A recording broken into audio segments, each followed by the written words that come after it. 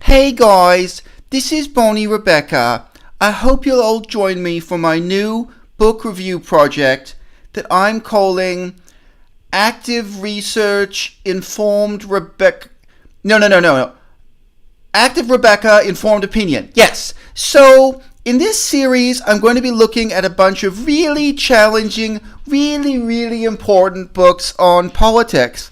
And I'm starting with this one called And Mao Makes 5. So this is the kind of book, unlike the books maybe put out by, famous publishing houses like HDO, this kind of disappears. It kind of falls between the cracks in terms of academic history, literary history, and political history. And, that's a shame. It really makes me feel sad to look back at the history of Chinese communism and see that, on the one hand, there were things like the opera, the Beijing opera from the communist period, and sort of the propaganda art, and that's sort of, celebrated, and, they have their own archives, they have their own museums, there's their own approach to putting that into the history books.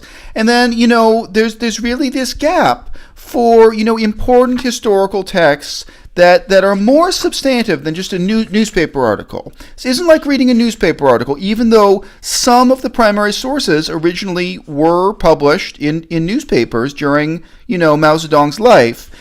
These are important essays for the history of China, but at the same time, where are you going to find it? So this opens with an historical introduction by Raymond Lotta. And, I thought he did a really good job in proposing this thesis that during the last few years of Mao Zedong's life as dictator, he was learning from his mistakes, that he was really interested in what had gone wrong in the earlier decades of communism, leading up to this final period. So that was really interesting for me, seeing that introduction.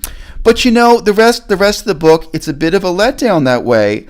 I just didn't feel that the rest of the book supported that thesis, or maybe didn't support it enough, But still, it was really great to see the original primary source for the criticism of the water margin. Oh yeah, right. That was the other thing. In reading this, it sometimes would get to me that even though I felt the quality of the translation was really high, that you didn't get the original Chinese. You didn't get the kind of key terms given to you in brackets or in a footnote if you wanted to look something up and check the particular, Chinese words, or even a title like water margin. For beginners, that can really be hard.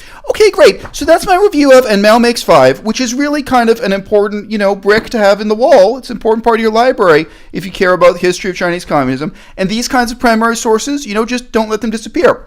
So before I go, guys, here's some videotape of me getting out of bed in the morning in slow motion, and I really made sure that you can see the whole shape of my breast and the nipples at the end. I did that special for you, and if you click on the link below this video, you can see the whole tape, which also includes me showering and doing a lot of mundane household tasks in revealing clothing for no particular reason. Okay, thanks, bye!